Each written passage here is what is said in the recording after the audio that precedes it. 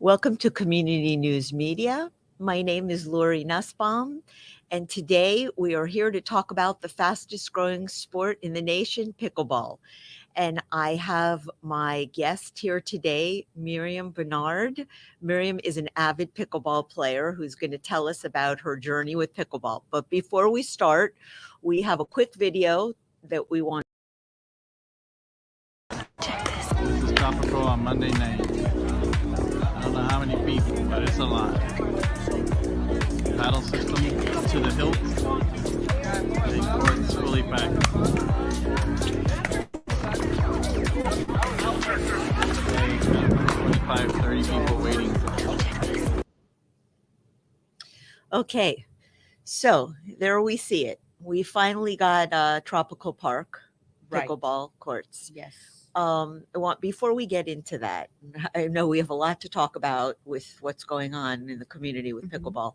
So first, tell us, what's your journey with pickleball? How did you get involved? Well, first of all, thank you. Thank you for having me here and giving us the opportunity to talk about this beautiful sport. I most of my life I've been a racquetball player. I mean, outdoor racquetball, and this is a sport that is very fast, very competitive, and I'm not yet getting any younger. So a lot of people mention about pickleball, and I said, "What's that pickleball?" And I started to, investigate a little bit, and I started playing, and I fell in love with it. Okay, As we all so do. yes, yes. So Uh, I went to my husband and I said, "Listen, you have to try this," because he's also a racquetball player. So now we're both very active, very avid players, and we did the conversion from racquetball to pickleball. I mean, since about maybe a year and a half ago. so it's only been a year and a half. Wow. Yeah. Because I started a year ago. We met at the Salvation Army playing, We did. and I was a tennis player, and I did the conversion from tennis to pickleball. And the funny thing about it is, I was like, "Do I play tennis with pickleball? I don't want to," and I'm just hooked. Hooked. And, That's what and and the thing happens. is, it's very difficult to play both because then you get all the bad habits from one game Exactly. to the other, and it doesn't work. Exactly. Yeah, yeah. Exactly. Okay, so we see what's going on in the pickleball community. Miami, unfortunately, is behind the eight ball Completely. for what's going on in the nation, in everywhere, and Broward County is booming, and we're not. Right. So I know that you're extremely involved in the community. I know that there was a feasibility study with the mayor's office. Tell us what's going on and where we're at. Sure. Well, yeah, we're completely behind in Florida and the rest of the nation. Okay. And I understand Miami-Dade County has one of the largest park system in the country, I think. I mean, one of the largest. There's a lot of space here, but there's not enough courts and space to play. The video that we just saw is Correct. one proof. I mean, there's only one site right now, currently, one site that has court lights at night that people can play. And there's people waiting, maybe 30, 25 people waiting. It's too much. So what happened with that feasibility study? About a year ago, 1,000 signatures were raised, and did a petition. All this, of course, led by Lily Azal, the pickleball Lily ambassador. is does the shows with me. Right. Shout out to Lily because she's incredible. She What is. you do to make this happen. She's done And incredible work. incredible. We miss you, and she'll be back Right, right. on our next show. Well, she's leading, all this movement, let's say, in trying to get more space here in Dade County. So we gathered 1,000 signatures. They got to the mayor's office and they requested parks a feasibility study that was presented in April this year. The feasibility had many errors, a lot of flaws, including the cost associated with building courts. So the Board of Commissioners rejected Right. the study, and they requested another one. So this second one was presented this month, but there was not enough quorum. Not a lot of the commissioners attended the meeting, so it's in limbo again. Um, So it with a, hasn't moved. The no, it needle has not. hasn't moved. It has not moved. So this second study also has many flaws, and the problem here, I think, Lily, is Dade County or the park system, Parks and Recreation, has a consultant company probably, but I Right. guess they don't play pickleball. You know, Right. we're the ones playing pickleball. We've been very outspoken. We've met with the director of parks. We've met with a lot of people, but I don't understand why they don't listen. They don't listen to what exactly we need. We're the ones playing. We know the demographics. We Right. know where the players reside. So all we want is for them to take in account what we have to say, because Right. if something happens, it's with taxpayer money, right? It's taxpayer funds what's in here. So we all want to do the best with those funds, the most Of effective course. Of and efficient course. way to put them into use, right? But even having these courts at the parks, like we talked about Pinecrest Park, which is something that we're trying to have these courts there, Right. dedicated courts. Mm-hmm. The park will have it, for children. It will have other things for people to come attend. So it will run the gamut for all ages. We're just asking for what, 4 to 6 courts. 4 to 6 courts in that And, specific park, right? right. And I remember going to that meeting with you, and Mm-hmm. there was issues with people talking about parking because the residents of Pinecrest didn't want the parking there.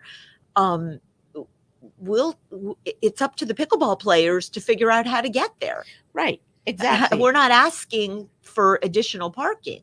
Right. No, and I understand that each side has its own maybe complex problems or Correct. obstacles, but the thing is that there is space. There is space available, and I just want to go over, if you don't mind, Of some of these course. flaws that we see, or that we think that Miami-Dade County public park system is not taking it into account. This sport is no longer for retired people.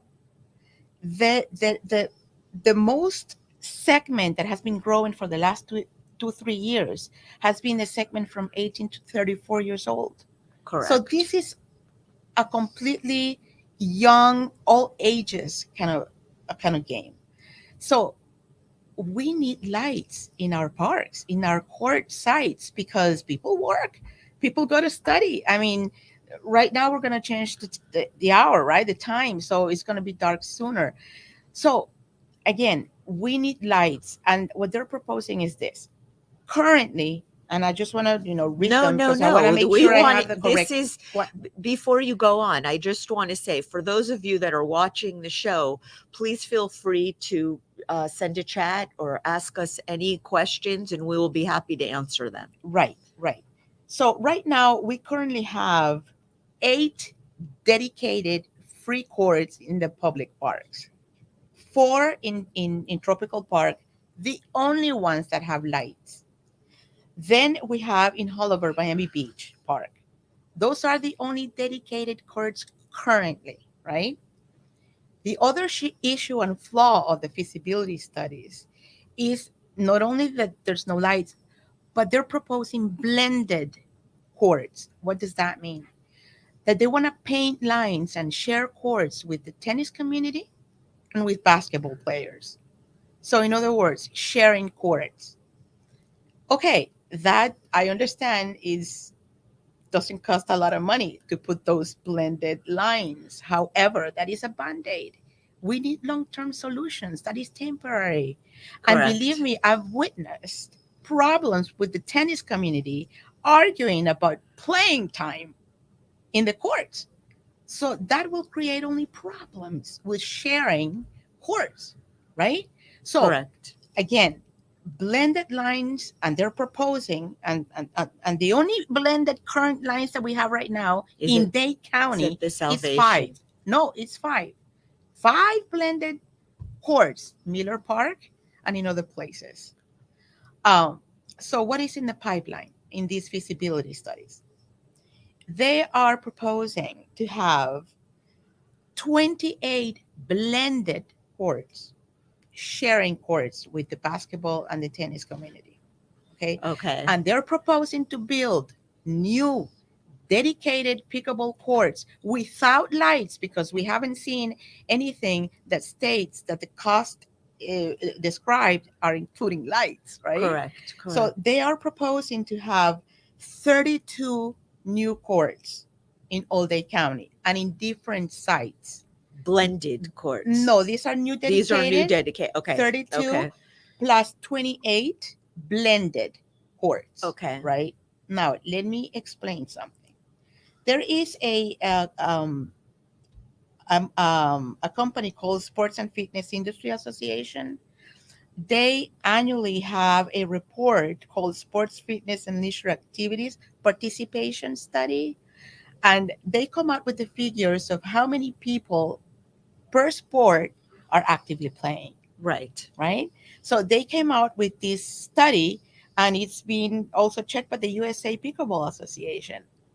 In Dade County, we have approximately 16,000 core plus casual players in Dade Wow. County. And in the Tri-City area, Metro Miami, 35,000 people. So I just gave you the numbers of only 32 Right. that It's are incredible. proposing Yeah. and 28 blended temporary courts for Dade County. So, it's not It's not. enough. It's It's not not enough. acceptable. No. And I was watching. I think in Coconut Grove, where they're complaining the courts are not even fit to play on, and they're just complaining and complaining about, please help us, and again they're waiting there too. I mean, Right. There's not, and the thing is this. We, the pickleball community, what Parks I think is trying to do, again, they're not consulting the right people. They want to put the pickleball model the same as a tennis model. And it's not the same. See, there is a faster rotation in pickleball. correct. 4 people come in, 4 people come out. I mean, there's a lot of people waiting. So, clusters of 2 to 4 courts per site in different areas in the county really don't work. What we need is clusters of maybe 8 to 12 courts per site, Correct. because there is a lot of activity and rotation, Right. Right. right? So these are the things that Miami-Dade Parks and Recreation is not taking into account. Well, I see, like with tennis, you book a court and 4 people go play, hypothetically. Yes. With pickleball, it's also such a social activity that we put the paddles in and we play as we go. Right. One person's out, the next person goes in, and that's the way it is. I and which is causing so much of a wait. But let me ask you this: the way we have it, it's the model we have at Salvation Army, I think, is a wonderful model. Yes, yes, it is. And let me just explain. It's a club. It's a private, semi-private club. Anybody can get in. I mean, there's a waiting list, and you have to, go. You pay a donation monthly. So, and this is another issue. There's a lot of private clubs around, Yes, but people have to pay, and some are expensive, Lori. of course. Right? I mean, Riviera is a beautiful club. It's beautiful. I mean, I play there as well. I Yes. love playing there. Yes. And yes, you do, which it's a lot more to play at private clubs than it is to go and play at the parks. But and I'm just, and not in, just to get back to this, how we do it at Salvation Army, where there's a rating system. Mhm. First of all, what's your feeling about this rating system? How we have people, if you're a 2.0 or under, you play a certain group, or what's your feeling on that? I mean, there's 2 perspectives with the rating system. One perspective is that if you fall within your category of level of play, it's more fun in the way that you are competitive and with the same level of people. But then again, you have open play, and we also have open play in Correct. Salvation Army that anybody can go. It doesn't matter the level, you can go, and anybody can play with anybody. So those are the two best scenarios. I mean, you have competitive Yes. people like me. Right. I tend to be pretty competitive. I play, with the same level of people. But then I also go to You're a 3.5 player. I'm a 3.5, yeah, kind of player. But yeah, I mean that's the way it works. So, but what we're talking about in the public park system is open play. I mean, anybody can go, just put your paddle and you're next, right? But it has to be free. I mean, Yes, I can belong to one or two clubs. I mean, I can be a member of, but not absolutely. everybody can. Right. I mean, and this is a very the beauty about the sport, and I think we've mentioned this before. It's very inclusive, family oriented. I mean, you have parents playing with their children, and Yes. if you go to a place that you have to pay $5 per hour per person, It's hey, it adds expensive. up. I was just playing the other night with a family that was playing at Riviera. There's four of them, and they're all playing now at the Salvation Army, and the whole entire family is playing, which is really nice It's because you have awesome. the kids there and everyone is It involved. is awesome. It is awesome. So, I mean, they have to have an opportunity to No play question. without paying. So, so that's what we're asking. We're asking the county. We're asking the mayor's office. Please, mayor. I mean, listen to your constituents. I mean, we need more space in a matter of that it becomes very effective. Not the way they're proposing it. It's not going to work. So where are we now? What's the next step, I guess? I mean, hopefully the next step is for them to listen to us and change a little bit their proposal. I mean, if they're going to funds, spend funds in the most In the efficient way, correct. right? I mean, we need clusters, like I mentioned before, of maybe 8 to 12 courts per site in key areas. Oh, and this is something else. Remember that I mentioned about the 16,000 players? Yes. Okay. Yes. Six, 60. Let's 16. clip. No, Okay. 16. Okay. 16,000 players, Right. core plus casual players Yes. in Dade County only. Right. And listen to this, 62% of those 16 live in District 7 and District 10. 62%. Wow. Okay. Wow. So we know more or less where the majority And let's to of players. clarify, District 7 and District 10 are exactly where? Well, I mean, we have the maps, where all the districts Right. are. I belong to District 7, Which is Commissioner Regalado. Commissioner Raquel Regala. Regalado is the Okay. commissioner. And what area is that in the city? Oh, I think it covers Kendall, Okay. part of Kendall, part of South Miami, part of Miami Beach. All the districts Okay. are right. Okay. Yeah. And District 10 is where Tropical Park is. I mean, one of the major parks, Kendall Indian Hammocks, is in District 10. There's a lot of space there. I mean, Well, yeah. I mean, we talk about different areas of proposing where we can put courts, and it's just not happening. I It's mean, not happening. when we were at the meeting, I think Dante Fitzell Park came up. Exactly. Big, beautiful park. Yes. Why not? If and Continental Park, that was another one. That's another one. But see, the thing is, and this is the part that is a mystery. I mean, I don't know if it's a mystery or not. I don't want to say if it's political or not. But the system that they have now, again, going back to the tennis model, right, is that they have vendors in specific parks. The vendors pay a monthly payment to the county in order to use those facilities. Right. And of course, Lori, it's a business. If they have to pay a rent, yes, they need to have income, right? Yes. So yes. obviously they need to charge for the use of the tennis courts. Yeah. And there the are potential so pickleball. many courts that are open, that are Correct. available. Correct. So that's That's the problem, I Yeah. think. I don't know how, if they're planning to convert some underutilized tennis courts, who's going to manage them? The vendors? Right. Or they're going to be free? Hopefully they're going to be free, and hey, even if you go to any racquetball court in a public park, the players manage it. I mean, they know how to handle the management of the court. Now, I mean, that's why we have parks, right? In order to maintain our parks. So, Yeah.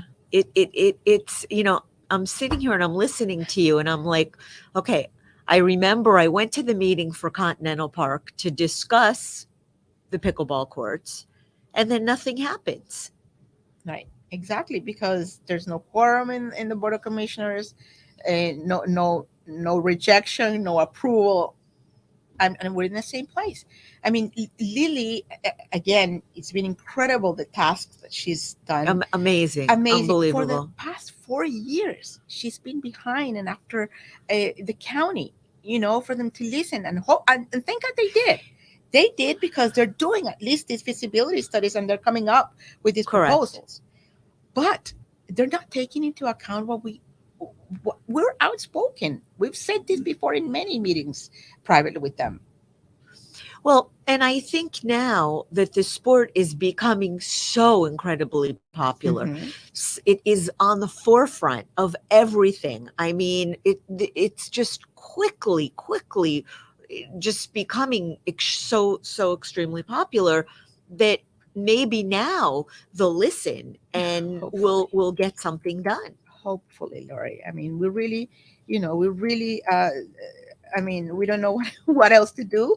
I mean, but I just want to mention, pickleball players, please, send letters, emails, call your commissioners and mayor's office. Let them know. I mean, that we need more space to play, and we need it in a way that is more efficient. I mean, converting two courts here and two courts there, four courts here and four courts, is not working. It's not going to work. Blended lines are not going to work. No, and people don't want to play blended lines. What's happening It's is confusing. they're I'd rather go to Riviera. I'd rather go somewhere else to a private court where we can play. And It's a dedicated court. right, again, and what about the people that cannot pay? Right. And again, this is a sport, and I think I've said this before, that it's inclusive of the families of every age can play. This is something that we should be bringing in to schools, to younger children, because it is not an expensive sport to play. It's really all about a paddle and a ball, And like a very wiffle easy. ball. Unfortunately, we don't have it here today to show, Should have brought. but that's what it's about, And very easy to learn. and extremely easy to learn. You know, And so many people are out there to help and volunteer and engage, and yeah. no, I understand Gulliver and some private schools are including it in the curriculum Oh, now. really? Oh yes. Okay. Oh yes. I think my husband mentioned that he heard in the news that some gyms are now considering putting indoor Pickleball courts. Yes. I mean, I don't know what is it about the sport, but hey, it's addictive a little It's bit. totally addictive.